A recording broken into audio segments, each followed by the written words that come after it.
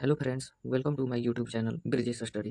दोस्तों, हम लोग इस वीडियो में गवर्नर जनरल और वायसराय रिलेटेड जो क्वेश्चन बनते हैं तथा एग्जाम में हमेशा देखने को मिलते हैं, क्वेश्चन हम लोगों को बहुत ज़्यादा कंफ्यूज करते हैं। यकीन मानिए, इस वीडियो को देखने के बाद गवर्नर जनरल और वायसराय से संबंधित क्वेश्चन में कोई भी कंफ्यूजन नहीं रहेगा।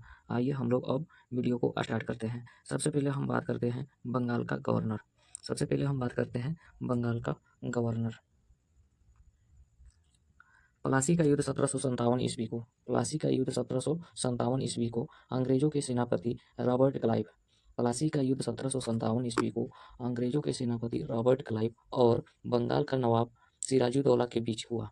प्लासी का युद्ध 1757 को अंग्रेजों के सेनापति रॉबर्ट क्लाइव और बंगाल का नवाब सिराजुद्दौला के बीच हुआ, जिसमें नवाब सिराजुद्दौला का सेनापति मीर जाफर की धोखाधड़ी की वजह से सिराजुद्दौला पराजित हुआ। अंग्रेजों द्वारा प्लासी का युद्ध जीतने के बाद रॉबर्ट क्लाइव को बंगाल का गवर्नर नियुक्त किया गया।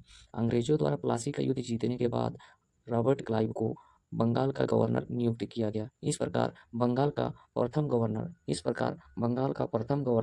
रॉबर्ट क्लाइव बंगाल का अंतिम गवर्नर वारेन हेस्टिंग्स। जिस समय बंगाल का गवर्नर वारेन हेस्टिंग्स थे, उसी समय ब्रिटिश ईस्ट इंडिया कंपनी के द्वारा 1773 ईस्वी का रेगुलेटिंग एक्ट लाया गया। इस एक्ट के तहत बंगाल के गवर्नर को बंगाल का गवर्नर जनरल पद नाम दिया गया। जिस समय बंगाल का गवर्नर वारेन हेस्टिंग्स थे, उसी समय ब्रिटिश ईस्ट इंडिया कंपनी के द्वारा 1773 ईस्वी का रेगुलेटिंग एक्ट लाया गया। इस एक्ट के तहत बंगाल के गवर्नर को बंगाल का गवर्नर जनरल पद नाम दिया गया। इस प्रकार बंगाल का अंतिम गवर्नर वारेन हेस्टिंग्स हुए और बंगाल का प्रथम गवर्नर जनरल वारेन हेस्टिंग्स ही हुए। बंगाल का अंतिम governor general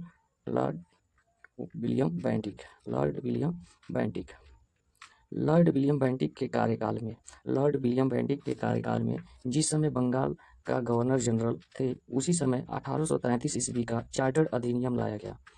Lord William Bentinck के कार्यकाल में जिस समय बंगाल का गवर्नर जनरल थे, उसी समय 1833 ईस्वी का चार्टर्ड अधिनियम लाया गया। इसके अंतर्गत बंगाल का गवर्नर जनरल को भारत का गवर्नर जनरल बना दिया गया। इसके तहत बंगाल के गवर्नर जनरल को भारत का गवर्नर जनरल बना दिया गया। इस प्रकार बंगाल का अंतिम governor general Lord William Bentinck, जबकि भारत का प्रथम governor general Lord William Bentinck ही हुए। भारत का अंतिम गवर्नर जनरल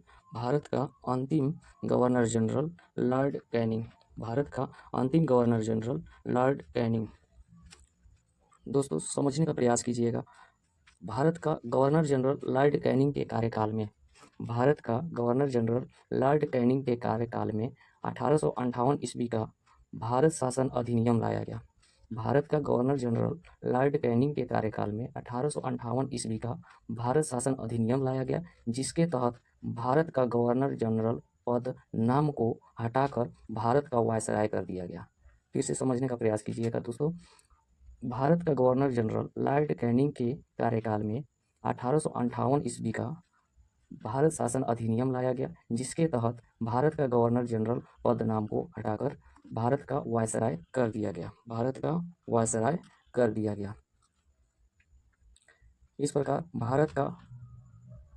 भारत का अंतिम गवर्नर जनरल लॉर्ड कैनिंग हुए। जबकि भारत का प्रथम वायसराय भी लॉर्ड कैनिंग ही हुए।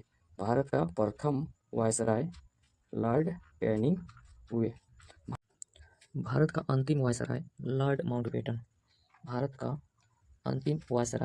Lord Mountbatten. Lord Mountbatten Bharat का वायसराय लॉर्ड माउंटबेटन के कार्यकाल में ही भारत का वायसराय लॉर्ड माउंटबेटन के कार्यकाल में ही 1947 भारतीय स्वतंत्रता अधिनियम के तहत भारत का वायसराय पद नाम को हटाकर फिर एक बार भारत का गवर्नर जनरल पद नाम दिया गया। फिर से समझने का प्रयास कीजिएगा। भारत का वायसराय लॉर्ड माउंटबेटन के कार्यकाल में ही 1947 भारतीय स्वतंत्रता अधिनियम के तहत भारत का वायसराय पद नाम को हटाकर फिर एक बार भारत का गवर्नर जनरल पद नाम दिया गया। इस प्रकार भारत का अंतिम वायसराय लॉर्ड माउंटबेटन और स्वतंत्र भारत का इस प्रकार स्वतंत्र भारत का प्रथम गवर्नर जनरल जो कि लॉर्ड माउंटबेटन स्वतंत्र भारत का प्रथम governor general Lord Mountbatten, Bharat का प्रथम व अंतिम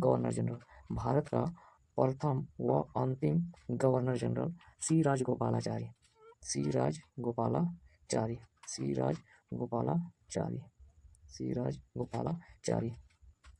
भारत का प्रथम व अंतिम गवर्नर जनरल सी राजगोपालाचारी 1950 में गवर्नर जनरल का जो पद था उसको पूरी तरह से समाप्त कर दिया गया। 1950 में गवर्नर जनरल जो पद का नाम था उसको पूरी तरह से दी एंड कर दिया गया। वीडियो आप लोगों को इन्फॉर्मेटिव लगा हो तो लाइक, शेयर, कमेंट और सब्सक्राइब जरूर करें। Thank you.